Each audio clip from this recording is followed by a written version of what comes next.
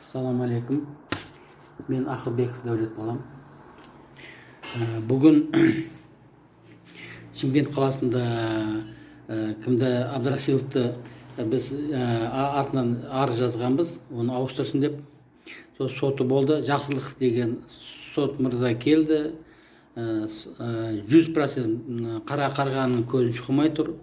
Біз қанша айтсақ та бізге құлақ саған жоқ. Мен қолын көтерген үшін мені залдан шығарып жіберді. Қолын көтеріп айтпақшы едім, мен тергеуге қатысқанмын.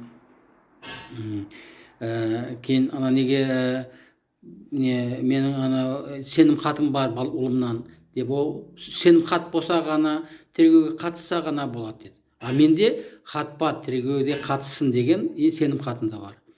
Оған ол құлақ сауатқан ол жоқ. Аузыңды ашсаң болды, аузыңды жабың дей береді. Жақсылықов.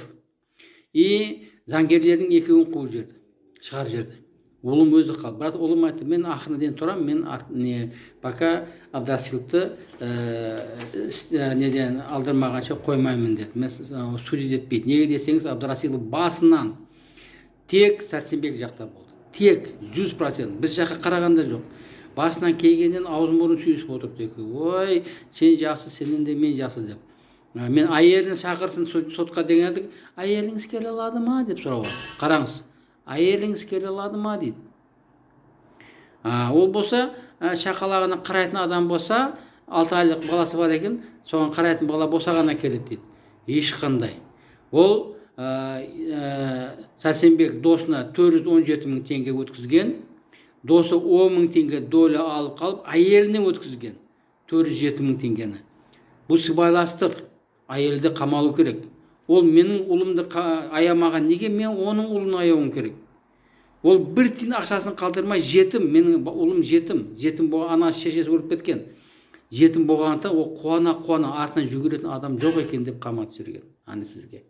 Міне. Бізді қорғайтын полициялардың қылған ісі. Мен сондықтан міне және Абдрасиловтың сатылып кеткенін бұяқтан біліп қойса болады. Міне қараң, КПК-ның 3-4 бабы бойынша 10-08-23 жылғы өтініш хатыңызға төмендегенді хабарлаймыз деді. Бөлігіне сай, осы баптың екінші бөлігінде көзделген жағдайды қоспағанда басты сот талқылауы тек сотталушыға қатысты және оның сотқа берілген айыптау шектерінде ғана жүргізіледі деді. Айыптау актісіне сай сотталушы Сәрсенбек Евразия банкі ақының банкоматынан 228 мың теңгені шешіп алғаны бойынша айыпталуда деді. Қараң, айыпталуда деді.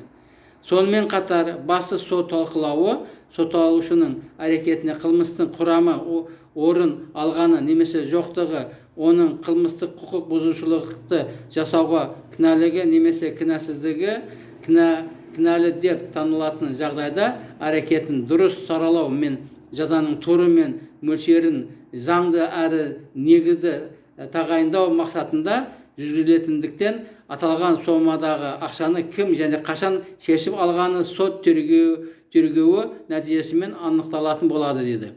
Сотқа дейінгі тергеп-тексеру барысындағы сұраныс хатқа Евразиялық банк ақының жауап хатына сай банкомат бейнежазбаларының сақталу мерзімі өтуіне байланысты тергеуге ұсыну мүмкін болмаған. Бейнежазбалар іске тіркелмегендіктен оларды ұсыну мүмкін емес дейді. Міне. Ол болса және Евразийскийден 417 мың теңгені алған. Ол дәлелденіп тұр.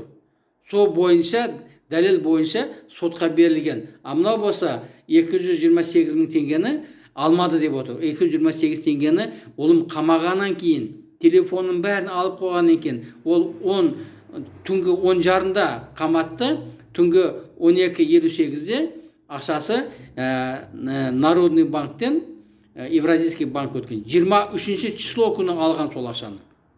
228 мың теңгені 23 ноябрь күні алған. Ұлымды 20 ноябрь күні қамаған.